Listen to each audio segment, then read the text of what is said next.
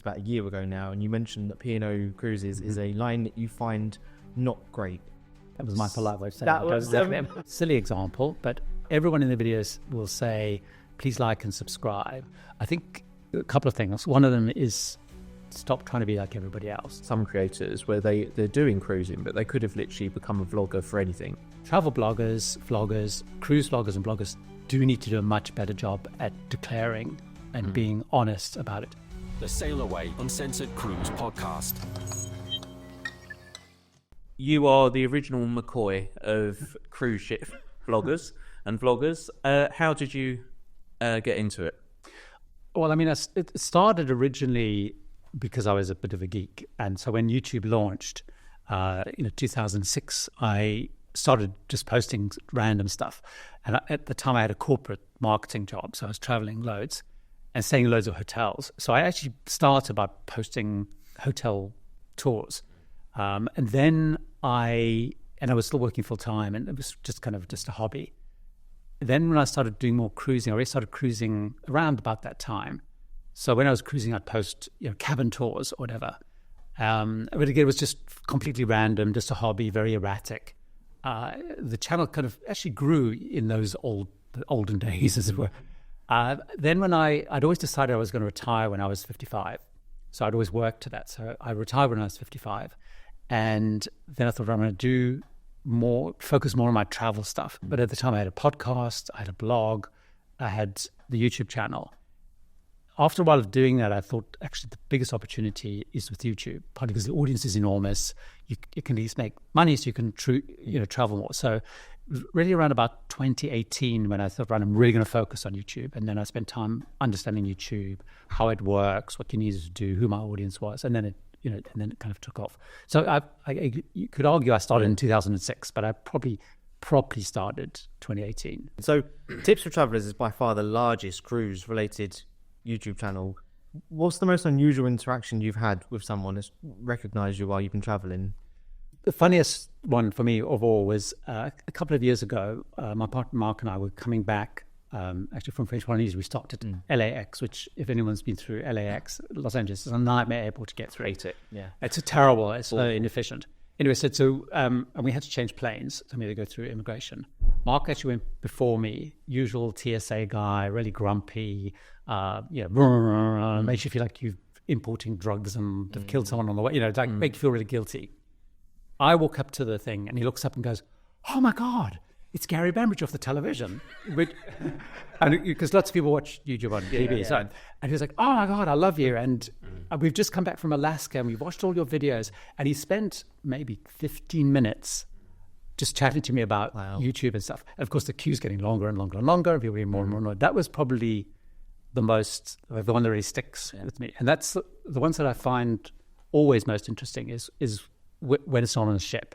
Because obviously on a ship, people, kind of recognize people, but it's, the odd one when it's at the airport or, a cabin steward on the flight will come and say, "Oh, what's your stuff?" And it's those kind of ones that are the most entertaining. I have to say, I've never, ever heard anyone say anything negative about your videos. I think particularly in like the influencer community is everyone's got the unique formula, I think. But I think your approach is just no nonsense. And we've been on cruises and spoke to so many people, and your name comes up all the time. Well, they just love yeah, and yeah. I understand why. I mean, when we did Panama Canal a few years ago, I remember it was your video that we looked at before we booked, because you said about making sure you do the old canal and the new one. And that approach has always impressed us, and I think clearly it impresses a lot of people. I mean, it's interesting because, I mean, as you say, everyone has their kind of different style, but for me, maybe this was coming from kind of a corporate background. It's sort of, I'm very much around facts, structure. But it is interesting in the whole cruise vlogging world, because if you look at the channels that are doing well, currently the two most subscribed to Destination Streaming is the biggest in terms of views, are both kind of tips, no nonsense stuff. So Ilana Life Well Cruised has grown phenomenally, and she's again, she's about here's how you pack, here's how you do this, whatever. So, and you're right. A lot of people on cruising, because the new to cruise is growing so much. Certainly since shutdown, lots of people just want how does this work? What do I do? When should I do it? What shouldn't I do? So, yeah. What's an underrated aspect of cruising that more people should appreciate? I think the biggest, and it's kind of the obvious, is that everything's on your doorstep. And I think, it always strikes me and reminds me when I go on a land-based land-based trip, because you realize how complicated everything is. If you want to go to the gym, if you want to go and eat, you want a light bite, you want to be entertained, you have to plan everything and figure it all out. So for me, that is the most underrated thing. People, it's how, I guess, cruising used to be the message, everything's on your doorstep. And because cruise lines have shifted out to destination, or here's our big new whiz-bang, super show we've got, or big slide we've got. But actually, it's just everything's there. And it really struck me, especially recently, because some friends of mine, she's organizing a 60th birthday thing at a villa near Sidges, and she's invited 20 people. She's a bit mad, but she has. And you just realize how complicated it is, because she has to think about breakfast. How do you keep people busy? What to do? Yeah. Now, I've had group cruises where I've had 75 people and never had to worry, because if somebody wants to go and eat something, they can. If someone wants to have breakfast late, they can. If someone wants to eat vegan, they can. There's just so much you can do. And I think that's really underrated. I think with all the messaging from cruising and stuff, just the simplicity of it all, I think is really underrated. In recent years, though, I think we've noticed a bit of a sharp decline in standards of service and dining on board, the mainstream and premium cruise lines. As someone that's, done frequent luxury and ultra luxury lines, have you experienced the same decline? It's kind of those yes or no. Yes, it is. There it was. Because, on one level, it has, in that it's very clear that with, I guess, costs and stuff, cruise lines have reduced menus. I do feel that, and I don't know the data, but it feels like there's more waiters look after more tables, the same as there's more cabins look after cabins and stuff. So you do get a sense it's sort of reduced in a way. I don't think it's as dramatic as I feel some people think it is. That's why it's still great, but it's not as bad as people think. I think, although I do, one of the constant messages you get from people is, the food's gone down, the food's gone down, the food's gone down. I'm not sure it has gone down as much as people think it has. But without a shadow of a doubt, there's definitely smaller menus, less choice, that kind of stuff. That's where I think I've noticed it more. And also, what you see is, the old classic, your lobster and steak and stuff. A lot of lines, you're charging for that, or it's on the more luxury end, it's just less often. I think there's certain cruise lines for us. We're not as experienced with luxury and ultra luxury lines like you are, but particularly mainstream lines like P&O. I think there's been a drastic decline in food. Also, Royal Caribbean, the main dining we've had on all the ships we've been on in recent years have all been bad. And with P&O, for example, as we said in other podcasts, so I remember when I first started cruising with P&O, you had an assistant waiter who'd serve your vegetables to you and things like that. And I think this whole virtual queuing system and freedom dining has been terrible for service, because how could you have that close relationship over a cruise with your waiter when you've got a different waiter every night? It's also the upcharge options they're seeming to sneak onto the main dining now as well. And on P&O, they've got rid of Eggs Benedicts and Eggs Royale. Eggs Benedicts is still on there. Eggs Benedicts still will. Eggs Royale's now gone, but you have to now go to Keel and Cow to get it, don't you? Yeah. But I know recently they've actually, I think there's almost an entirely separate chargeable menu in main dining on P&O now.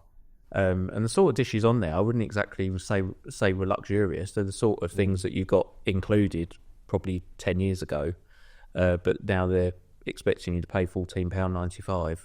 What do you want to see added or improved on cruise ships today? It's interesting because for me, probably it's, again, a fairly simple thing, which is, and a little bit what we were talking about there, is just have a cruise fare and you go on your cruise. Particularly, obviously, I know you were talking about it again recently, the gratuities thing. Yes, it's so obviously just a way of making the advertised fare less. It's not a gratuity, or it's just an add-on cost for, and it's just crazy. So actually, for me, is if cruising kind of went back to a much more all-inclusive, kind of honest way, if that's the way of putting it. So I'm going on a cruise, it's costing me $100, and my food, my gratuities, all that that stuff is not there. So for me, that it's again, it's a bit. Remember, I was saying is just simple. Just go back to the simple stuff. And everyone's now got into the, I'll charge this, I'll charge that, I'll charge that. Simplifying, that would be for me the big thing. Yeah, I think we would want to see cruise lines simplify things a bit more, but I don't think that seems to be the trend at the moment. And when we interviewed Simon Calder a few weeks ago, I found it interesting that he thought that Stelios's idea of Easy Cruise was before its time, and if they introduced something like that nowadays where you paid your cruise fare but then everything else on board was chargeable, he thinks it would take off. But he doesn't mind. He said he wouldn't mind paying for nightly turn down service and stuff. Whereas I think that should still just be included as part of your cruise experience. But I mean, it's interesting. This whole thing is very interesting. I guess this is what the cruise lines are wrestling with. I think for me, what's interesting is, for those of us who've been on cruises before and grown up with cruising, we expect a certain kind of formula and things. And also, even when it comes back to the discussion we had on food, the quality of the food. It took me 20 years to get my now sister-in-law on a cruise. She was really anti-cruising. But when she went on, and she went on P&O, for her, everything was perfect. The food was perfect. The entertainment was perfect. Paying for extra things was fine, because there was a kind of completely different kind of model. So I wonder whether that's, again, which cruise lines are wrestling with, is who you're trying to keep happiest. Yeah. I think from our experience, particularly mainstream cruise lines, they are really only interested in the new audience. I mean, I agree. P&O, NCL, Royal Caribbean, etc., MSC, I think that they're so focused on younger cruisers, and even other cruise lines that we work with who have an older demographic have said quite openly to us, we want a much younger demographic, and they've so much said really they're worried that their customers are going to die out and they're not going to have the customers left, which I find quite I mean, it's always very interesting, because by definition, as someone dies, someone that also turns 50 turns 60. Exactly. So it's kind of it's a strange thing. But you're right, there is an obsession with going young, And I guess people, if one is a cynic, you could also say it's easier to, I mean, it costs more, but it's easier to keep new people happy than keep older people happy. I mean, age old, but experienced people happy, because they expect certain things and certain ways of doing things. But you're right. I mean, there is an absolute obsession with new to cruise, and particularly families and younger, which makes it more challenging. For I find it more challenging with what I like cruising. But it's also, as I actually said to one of these cruise lines, I said, well, usually as someone gets older, they become a bit more conservative. They lean more towards traditional cruising. It just seems a bit odd that there doesn't seem to be much focus on the older cruisers nowadays and those that have been cruising for years. And you were right when you said about there being a difference of opinion. Someone who's just started cruising will be probably blown away by the standards on a cruise ship. You know, let's face it, I think a lot of the time they're higher than what you get on a lot of land-based holidays. But for those that have been cruising for donkey's years, that like I have, I can see a huge shift. Like a lot of the things which first impressed me about cruising, like the nightly turn-down service, like the availability of afternoon tea in the main dining room and stuff like that, a lot of it's gone. Or it's become chargeable. Or it's become chargeable. So when we get someone comment on our video saying we're expecting far too much from a cruise and we're just moaning and that, I'm thinking, all right, but it used to be a lot better.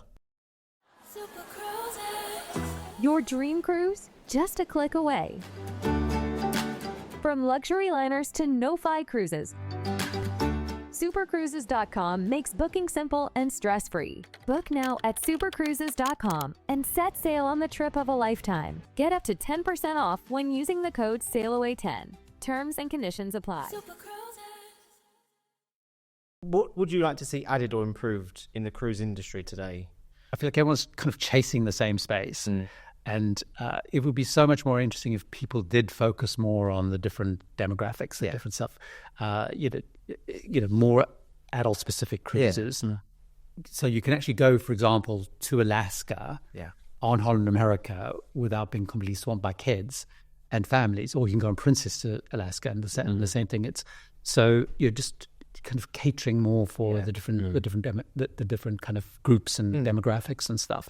There is this massive trend into bigger and bigger. So even Viking, which is small, even their new ships are was it 80 or 90 people more. So there's obsession with bigger. However, you've got all the ports kind of saying we want smaller, we want fewer. So it's kind of, I feel like one of those fundamental changes. Somehow they kind of need to connect those two things together and figure that out. And I'm sure from an accounting perspective, going bigger makes a lot of sense. Yeah.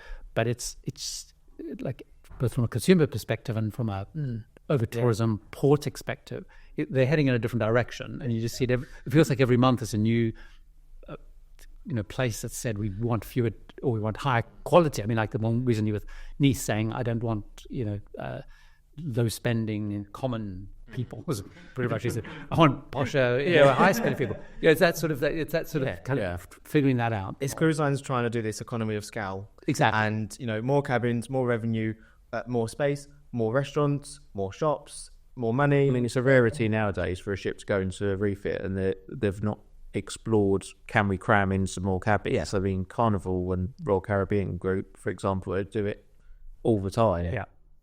Even if it means that they're putting cabins in ridiculous places.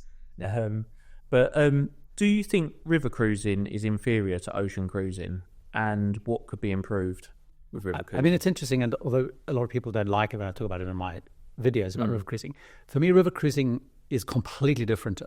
It's actually a whole different thing. It's really more around an escorted bus tour than I happens to be on water, if you like. I mean, that sounds, I don't mean in a negative way necessarily, but it's a completely different concept. So it's not that it's inferior, it's just so different. Yeah. And that's why I see a lot of people when they go from ocean onto river don't necessarily enjoy it so much, because one of the fundamental things on ocean, like we were talking about, it's about choice. So you have multiple dining venues, you have entertainment, you have a casino or whatever, you even have a medical center or whatever, you have all that, a gym, a spa, all those things. So that people are used to, what cruising is about. It's not just about the destination. When you go on a river cruise, you're going to have, obviously, much fewer people, but most won't have a fitness area. Some do, some don't.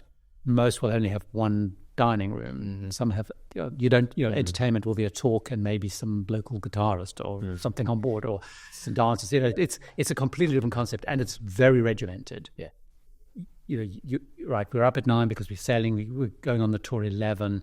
Yeah, so it's a very different experience. So, I enjoy river cruising, but I have a bit of love-hate with it because what I like about cruising is more you do your own thing and everyone has a different experience. So it's not inferior. It's just so different, and it's almost like it's not cruising. I mean, it's river cruising because you go down a river and you're cruising down a river. But is there anything they could improve though in river cruising? Well, I think they're very limited because obviously the ships have to be a certain size. Yeah. I think one of the things that they could do, which would make it more appealing in some ways, is make it a little bit less restricted. So most cruise lines, although they're starting to shift away from it, but the model at the moment is you're paying for excursions which are included. So if you don't go on them, you're effectively wasting that money because you're paying for them. You don't have, when it comes to dining, for example, you could only have like a 4-course dinner at night. There's no casual dining because most won't have a casual dining venue or they won't have room service. So one of the things I like less about river cruising is every night you have to sit down for 2 hours having dinner.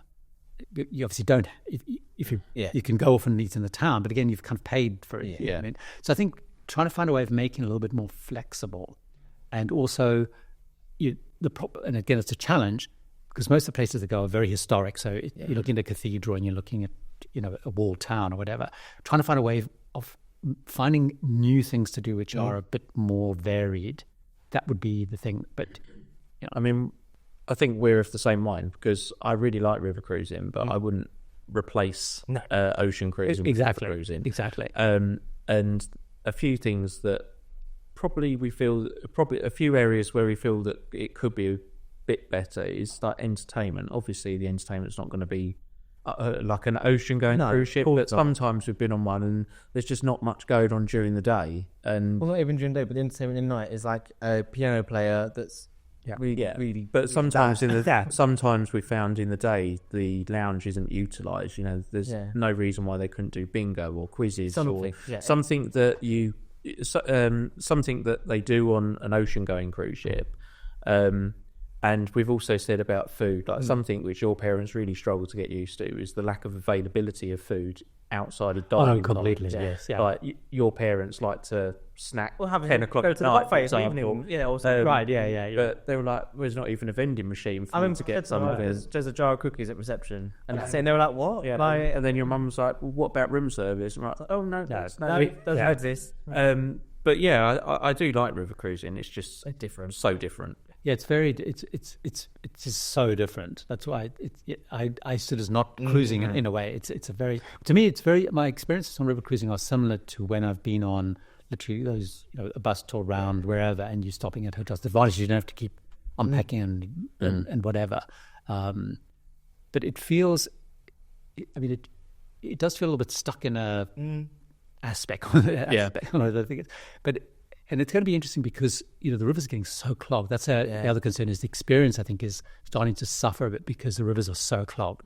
And these, celebrity are now going to labouring 10 ships in and, Viking have launching many more ships. So it's just so clogged.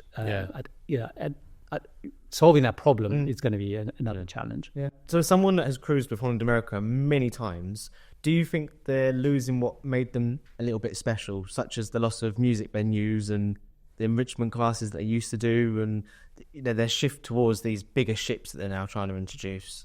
I mean, it's interesting because I feel it comes back to the discussion we had earlier. I feel like they're kind of stopping focusing on what the die-hard cruisers really like about them to chase something new, but it's not clear what that is. As clear as what it is, because without a shadow of a doubt, the music walk was a fabulous concept. And them making the active decision to drop classical music, which is the biggest one, which, I'm not a classical music fan, but I could see that the venue was always packed. It was standing room only. Every, they did, 3 shows a night. It was always packed.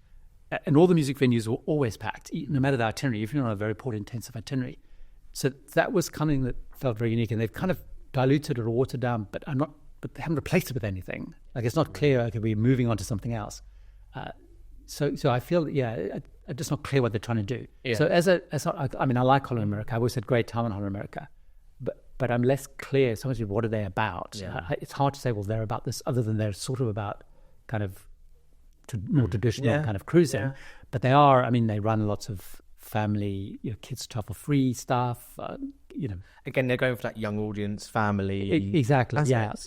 I think Holland America is not as good since we first started cruising. We're not the biggest classical music fans, but I think losing Lincoln Centre Stage was a real shame. I was gutted. And it's really disappointing the last 4 or 5 Holland America ships we've been on, where you've just got where Lincoln Centre Stage used to be, just really a dead lounge. It's dead. When I was last time, it was dead. Lounge. They also then got rid of the BBC Earth. Yeah, well, that's fantastic. Again, that's something else that's been stripped away now. It was one of the things which really, really impressed us because, the entertainment on Holland America, when we first experienced it, was so different and detached from anything we'd experienced before. We loved it. I think especially because when they got rid of the music centre, or they merged on some of the smaller ships, the Rolling Stone and the BB Kings, they didn't revamp totally the production show entertainment. I know they talk about shows coming, but it's not like they said, okay, we're going to shift from music venues into something unique and different production-wise. And the BBC Earth was one example where they did something differently. And I think also that shift into the corporate head office talks, they look good, but they're pretty dull in reality. What they still do quite well, though, because I did, in fact, on Rotterdam, but I did the South American thing. What they are still quite good at, when they go to more unusual itineraries, they are so good at getting really good enrichment on. Although they, on regular cruises, they just have the corporate stuff. But I went into the South America one, they had this guy, Kevin, on, they brought him as a cruise director, but he, from Buenos Aires, he knows the region inside out. And they had phenomenal talks, like incredible talks. So they have little sporadic bits and pieces of kind of stuff. Ship within a ship, love it or hate it. I love it because, well, I don't like the price of it.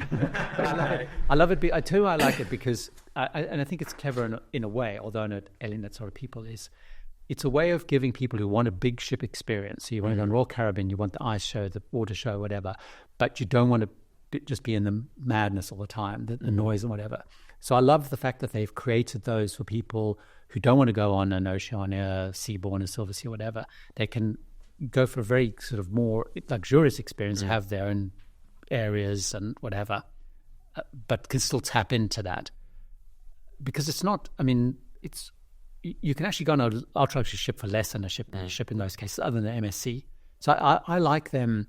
I like what they're trying to do with them. I think the problem they've got is the way they're executing in some cases, where they're closing off huge chunks of the ship and alienating, regular paying passengers. Like particularly on the Prima ship, the Prima class ships, they've basically locked down big chunks of the ship. Or on Celebrity, the Edge class, where if you're a regular paying passenger, not in the retreat, you have no forward. There's nowhere on the ship you can look forward on the ship because it's all in the retreat. So I think how they've executed sometimes is less ideal. Something that Bill from Ritzy Travel Guide said to us the other week, which I found interesting, was that Cunard get a bit of a hard time because they're accused of having a class system, which I kind of agree with.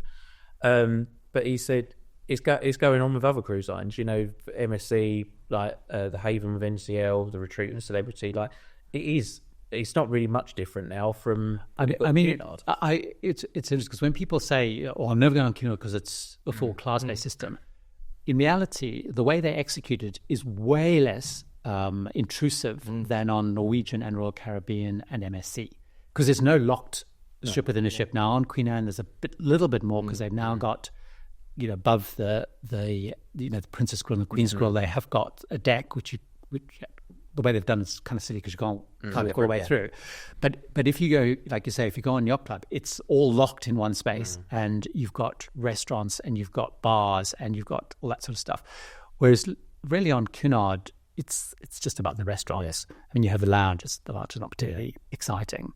The deck's not particularly exciting. You don't have a pool and stuff. So but you're right. It's people focus on Cunard as this horrible class system, but actually. The most class system is Norwegian, Celebrity, etc. Yeah. So who does it best? I mean, in terms of affordability, MSC does it the best because in terms of the price you pay and what they include in their yacht club space, the cabins aren't as glitzy as some of the others you get on the others, but just pure value for money. You still have a butler, but you have all your drinks packages included. You put your bags in a separate place. You get escorted through security. You can escape the madness because those ships are very loud and busy. They have incredible afternoon tea. The restaurant's pretty good.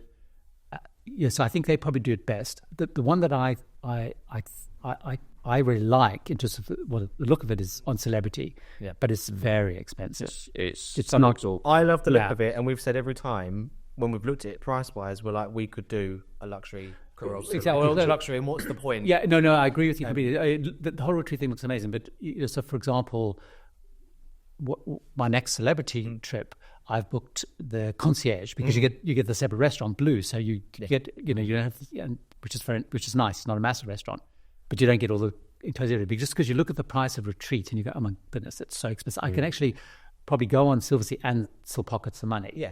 Exactly. That's what I mean. And I can't justify the cost of it sometimes. No, I really struggle with it. I mean, I have in the past gone because I want to cover the channels. It's like I'm doing it for the channel. I'll suffer for my art kind of thing. But it's like when you just have to look at it and you go like, oh.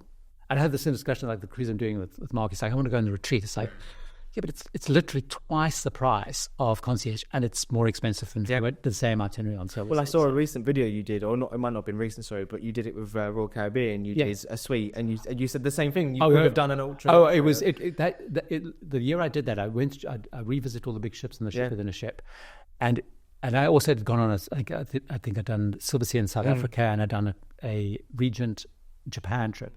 The Royal Caribbean was the most expensive one I did. What's your feelings on MSC Yacht Club? Because we're of a split mind, I think, with MSC when it comes to value and service. I mean, personally, it's not a line I would choose to go on. So I go on MSC to cover it for the channel. Yeah. Because the downside of MSC is once you get the yacht club, and it is, if you're going to do ship of the ship, it's the best value, and if you're going to do MSC, it's the only way to go because you escape. But MSC, generally speaking, the service is terrible. The shows are okay. If you want to go to any of the bars, you struggle because it is like rammed full. So I'm not a massive fan. I admire them for what they do because they give incredibly good value. The ships are pretty beautiful. The ships are actually surprisingly beautiful, I find. But that's what they are. They're a really low value. You want to go pay next to nothing. And it's a bit like, not quite Ryanair, but it's that same attitude. As a customer, I'm giving you a cheap cruise. Don't expect lots of service. Like, the customer service is terrible. But the only way I would go on MSC is I think that's the same for us. So noisy and so loud. I mean, you just touched on it. There's certain cruise lines, and MSC is one of them, where we really only go for content. I mean, Holland America and Azamara and lines like that, I actually go for genuine pleasure because I enjoy them. But I think MSC is just not our bag. Not for us. But MSC Yacht Club, we've done it a few times now, and it's been a bit of an inconsistent experience. Yeah. Like one time it's really, really good, and we're constantly seeing above and beyond service, and then we go again. Like we were chasing 4 or 5 days for our spirits in our suite, and we didn't. Just think room service, like we order something and we get something totally different. And main dining is, I don't think there's really anything premium about. We went down to the main dining outside of Yacht Club, again, for research purposes. I was horrified. Yeah. Well, I think I was just given a plate of beans at one point, and I was like, what on earth is this? No, I've been on MSC, not in Yacht Club, and it's interesting.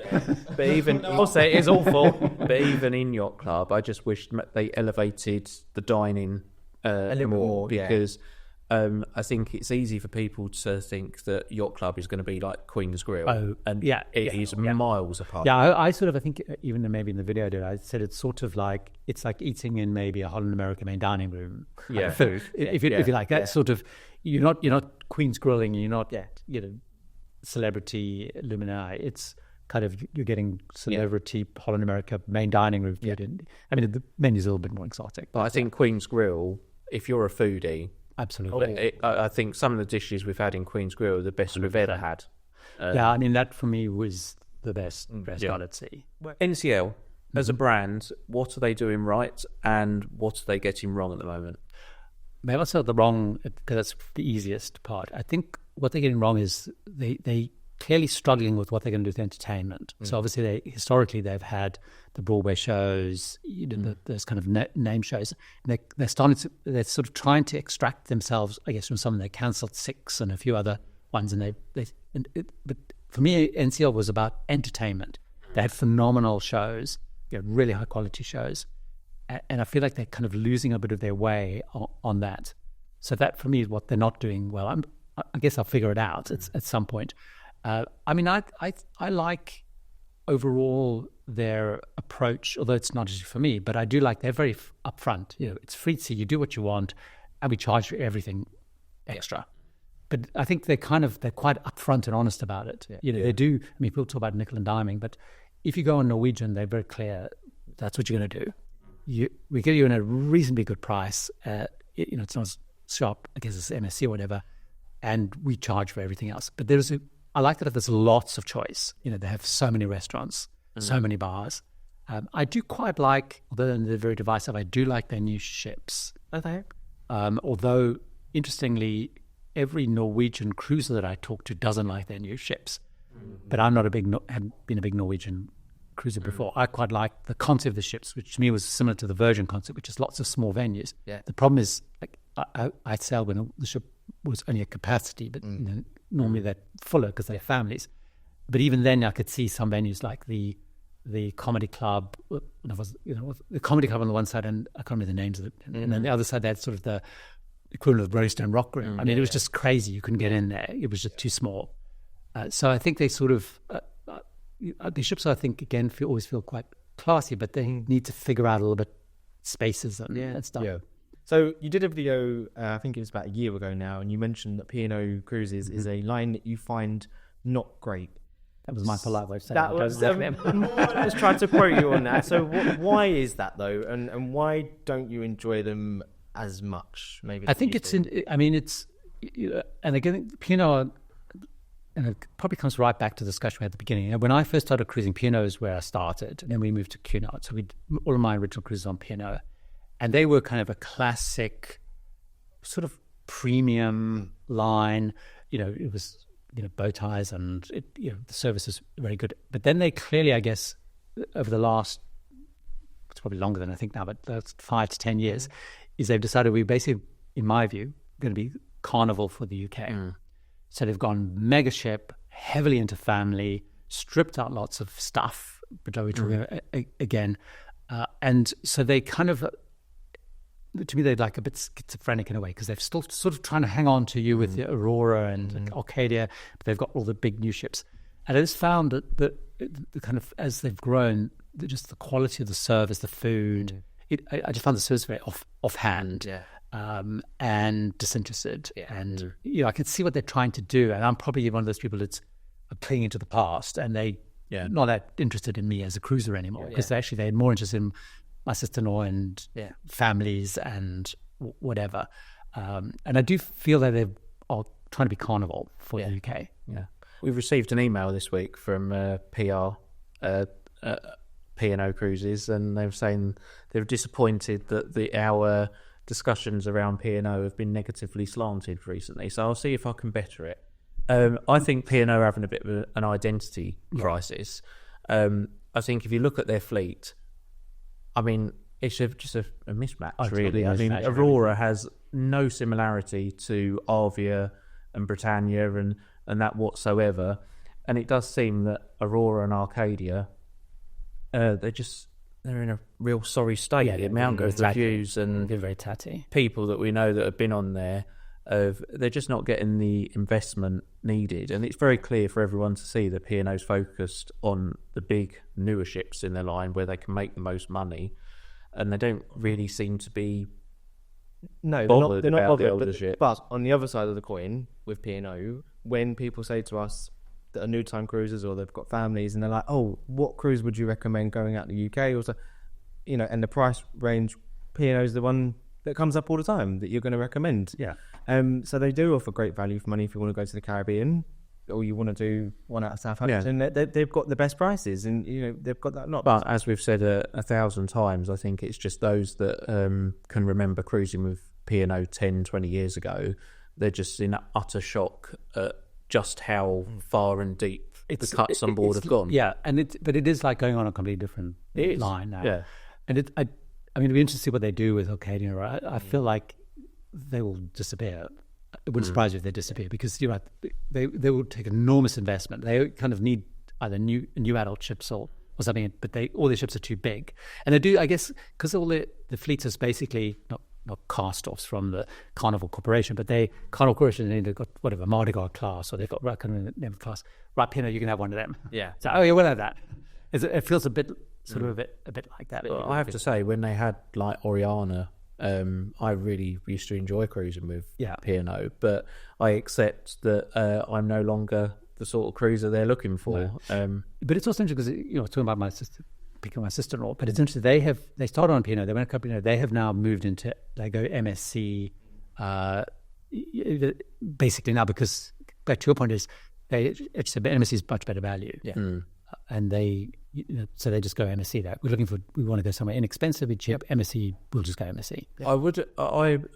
Until we went on Arvia, I think I would have said that they're not that similar. But looking at like passenger space ratio for like MSC Virtuosa and Arvia, they're pretty much the same. And when we went on Arvia, I was just so glad to get off, because the crowds and the queues were just ridiculous. I mean, we've got videos of just the queues that would be at a poolside bar during the day, and that's not my idea of a holiday. Exactly, queuing for a Coke. Are loyalty programs still worth it, or have they lost their value with the cutbacks and shifting benefits? I mean, it's interesting because I've never been massive into loyalty clubs, partly because I look at them and I sort of think, when you look at the perks you get back, by moving between cruise lines, you can probably earn much more. so the danger you get locked into, Holland America or Princess or whatever, or Cunard, and then you start thinking, oh yeah, I'm going to become Diamond, and that's going to give me a little bit of laundry and early access or whatever. So, but if you were then moving between lines, you could probably get all of that plus more because you're going at the right time and the right itinerary. So I've never been a massive fan of them, although I do have a lot of loyalty because of all the cruising I've done. So maybe I'm too, but I do think I think they are, to answer your question. And one of the mistakes they're making is they keep changing them. The most dramatic I would say, but like Oceania, they've changed, they got rid of a really perk that everyone had been loyal to them because they got the 200, they didn't pay gratuities. Then they've now incorporated in their new whatever O-Life version they've done. So the sort of chopping stuff around. I think the best thing that they've done with, although not everyone likes them, is where like what the Royal Caribbean group have done, where they said actually, if you're loyal to us as a group, we will reward you. So I think that's fantastic because, now have it with my time on Royal Caribbean, Celebrity, Silver Sea, that's got me now to like Diamond on Royal Caribbean. So when I went on Royal Caribbean, I got the 4 free drinks, but I'd only been on Royal Caribbean a handful of times. When I go on Silver Sea, because with combined, I get the free laundry and I can't remember some other perk. And so I think that's the way that they could add more value. So unfortunately, the Carnival Corporation hasn't done that, but I think that to me would be the best thing to do with them. Yeah. Individually, if you're loyal to one line, I just don't see it. I mean, unless, because people, for example, I was on recently, Silver Sea, I think, I can't remember, if you've done 250 days, something, I can't remember what it is. It's an outrageous amount. You get 7 days free cruise. My point is, but you spent like a gazillion dollars with them. I'm not sure free cruises really worth that. If you'd moved between Silver Sea and Oceania here and a Seabourn there, you probably would have more than paid for a free, you would have paid for a free cruise, if that makes sense. What you talking about Royal Caribbean and the 4 free drinks, that's actually a benefit I think is actually really helpful. Like when we went on Explorer of the Seas last year, we never took out a drinks package because we decided to make it last. Like 4 Cokes a day each was enough for us, and that got us through. And then when we was in the buffet, we just used the drinks in there for lunch. And exactly. And I just can't bring myself to take out a drinks package with Royal Caribbean. Oh my God! It's cost you much of the cruise. But the prices are higher because they can. Exactly. That's Americans will pay. I think we've travelled enough around America to know how much things are, like what they charge. If we go to Starbucks and order 2 coffees, it's nearly $30. Yeah, plus tips. And Americans are clearly prepared to pay that for a drink. But when a cruise line is saying that it's $110 or whatever a day, I just sit there and think I can't justify spending that. But I think you're right. It's the things that I really value in loyalty package are, I love the 4 free drinks thing because you're right, that's enough. It's the only thing I pay for was Starbucks. I'm a Starbucks addict, so we are. But that was fantastic. I love. Like people tease it, but I love the fact that once you hit the certain status on, you get free laundry because it means you can take less with you. And it's, if you send away laundry, even if you do that special offer with the all stuff in a bag, it's still whatever it is. So I think those are the things that are really valuable. It's not the free cruise because you would have spent so much money. But whereas now, I mean, you're Diamond because we're married. Yeah, only association. It's not put by person. Okay, so because they questioned me. We went into the lounge and they said, "Oh, you're not Diamond," and I said, "Oh, no, but my husband is," and there was like. Looking at a piece of paper. Tapping. The Buddha says no. Panicking, sweating, and they sorted it straight away. Yeah, and I was like, okay, you're Diamond now. But to be honest, even without that, you'd worked your way up quite quickly because we've done quite a few celebrity cruises. Right, I do think Royal Caribbean's is probably one of the better ones. Yeah, I agree. Yeah, and for me again, it's those little things. Although the problem with Royal Caribbean, they've got too many diamond things, but you have the Diamond Lounge. Yeah. For example, for me, it's those things that are actually much more valuable if they, as things because they add to your experience. Yeah. So are bucket list itineraries like Antarctica and Galapagos Islands worth the high price tag, or are they just a little bit of a overhype destinations to go to? For me, I would probably separate them out a bit. For me, Antarctica is 100% worth every single pound, dollar, whatever euro you can spend, partly because it is just such an incredible experience, and it is just mind-boggling.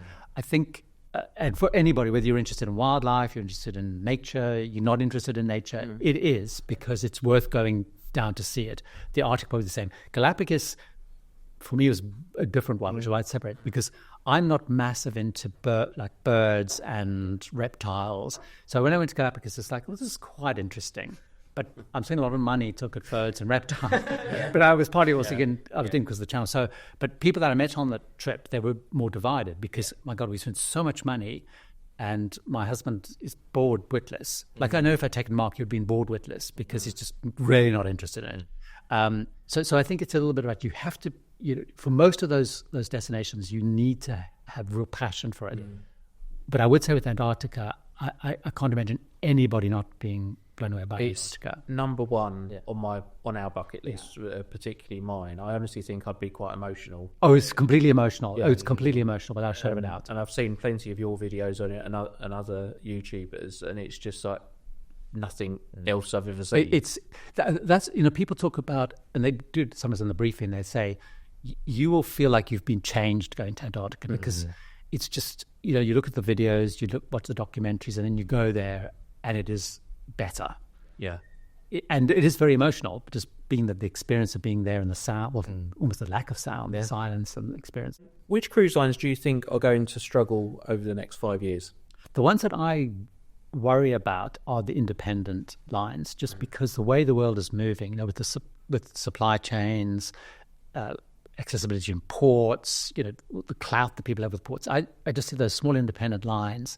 I mean, you even see like Ambassador, they've already started, merging. I know it's another small line, but they've already started merging. But it's hard. I think it's got to be a real challenge. So when I look at anything, Azamara, Windstar, I'm not saying that they're going to go bust. I just feel that how will they survive as independent without the clouds as things get more competitive? All these cruise lines are adding more ships, more demand on ports. So by definition, more demand on supply chains, sourcing ingredients, all that stuff. And we know that the big cruise lines, they're investing in the port infrastructure. They're buying the excursions. Carnival owns like the train in Skagway. I just feel, how is an independent going to survive? So that's the one that I think will struggle. I think as a more so that's the one that I sort of focus on. More conceptually, a bit we were saying earlier is, your Princess, your Holland America, they're all sort of blurring a bit. They need to kind of separate themselves. But I think that's more of a marketing issue than a fundamental issue. I think, personally, Cunard are having a bit of an issue to do with identity at the moment. Absolutely, yeah. I think since bringing in Queen Anne and looking at the artist impressions of what Queen Elizabeth's going to look like post-refit in March, it's very clear now that Carnival are trying to take Cunard in a very different direction.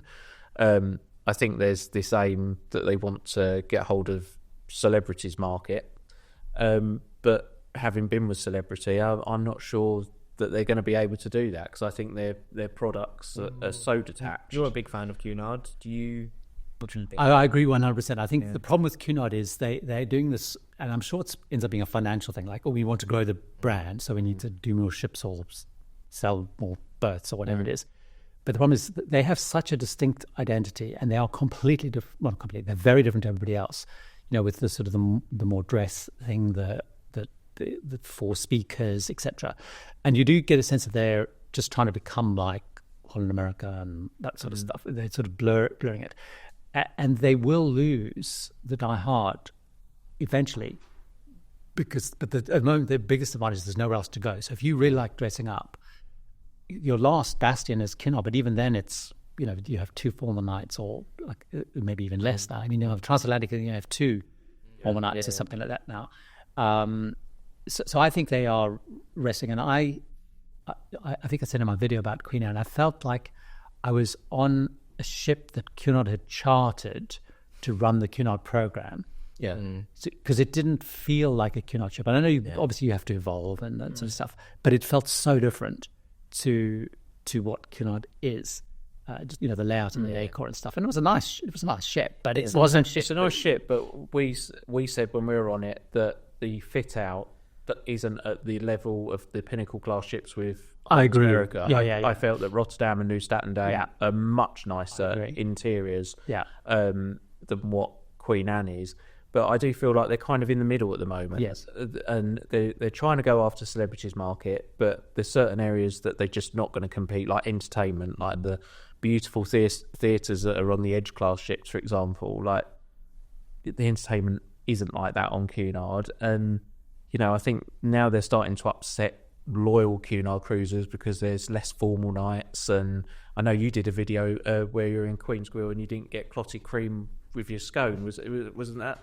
Oh no, you're right. There was one where they didn't have it, which they claimed was a supply issue. Oh, yeah, that's right. Yeah, you're right.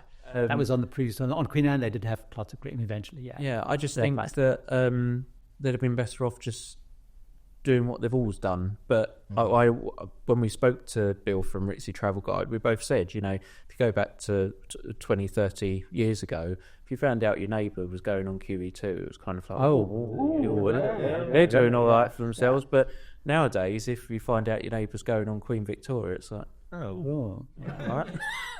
It's not really that impressive. But I think it is. I think it's very interesting. What are they about? What do they want to earn? Like we were saying, the Queen's Grill restaurant is, for me, is a big plus. The thing that would hold me to keep going is like Mark, for example, is a massive fan of Queen's Grill. Mm-hmm. The fact that you have your own table, breakfast, lunch, and dinner. You get to know people; they get to know you well. You have the 3 waiters and all that sort of stuff. The food's amazing and that sort of stuff.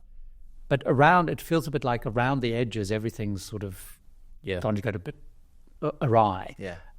So like when we came back from Queen Anne, I mean, Mark is a massive kind of fan. He's like, it was nice enough, but he was excited to now try other things. So I just hope that Queen's Grill and Princess Grill, the standards are maintained. Because I think the problem area is Britannia class, like the amount of people that experience Britannia nowadays, and they've had a disappointing experience. But I think you're right. I think it comes back to the other point you were saying is, and I found this the first time I went on Cunard years ago in 2005, is Cunard had this reputation of being extremely luxurious. All the advertising and everything is extremely luxurious. When you get on board, you realize it's not, because this inside cabins, this luxury cabins, it's a vast demographic of people. People aren't all dressed up in tiaras and whatever. So it's sort of, there's a bit of a mismatch between the image and the reality. And I guess that's the thing they need to try and figure out. Yeah. Do you think cruising is still seen as a premium or luxurious way of travelling? I don't think it is. It is, but I think most people probably do think it's very premium and luxurious, because that's the image in the UK. I think once you go to the US, I think it's different. I think US cruising is seen as much more big mega ship party, good value, because and you probably see it on your channel as well. People who aren't really into cruising will normally comment, I can't imagine being on a ship with 4,000 people partying. It's like, well, don't then. Yeah. But I think in the US it is a different perspective. I think in the UK it still seems a little bit older, a little bit more premium-y. I think we've said that there's definitely a different type of cruiser these days. That certain cruise lines like P&O, NCL, MSC, they've made cruising accessible at a much lower price point than you were able to get a couple of decades ago. And I do think there's been a major shift in what's available on board because of the new clientele. And unfortunately, we have seen quite a few times, not everyone knows how to behave on a cruise. And there's certain cruise lines where we one of the reasons we enjoy cruising with them is because we feel that passengers know how to behave. Like Holland America, we've never seen any rowdy behaviour on Holland America or Azamara or lines like that. Yeah.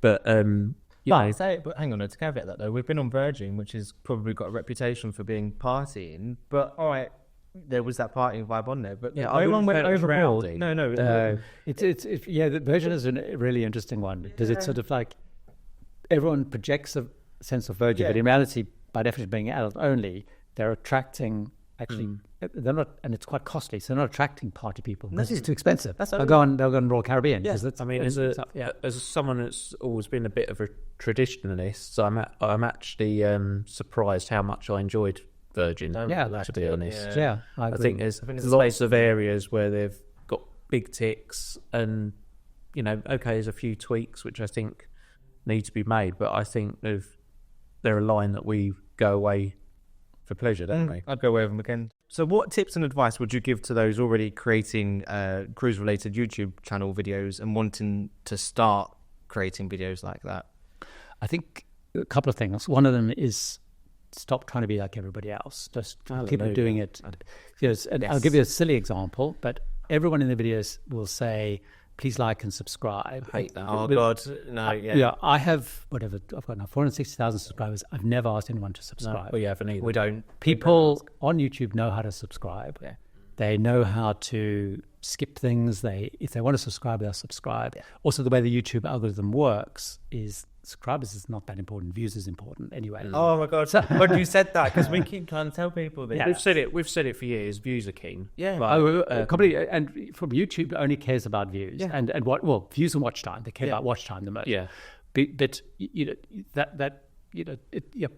it's a number everyone knows. So it's a bit like I heard lots of people call it a podcast I listen to with YouTube people. That it's a vanity number. Yeah. Mine's bigger than yours, kind of thing. But actually, the way the algorithm works is they show it to people who usually watch you, not subscribers. Yeah. And based on people who usually watch you determines how much they'll push your video. Yeah. But the first thing I would say is stop being like everybody else, even down to the formula.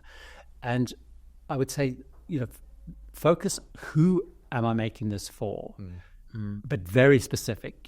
Am I making this for solo women travelers over the age of 50 who are nervous travelers?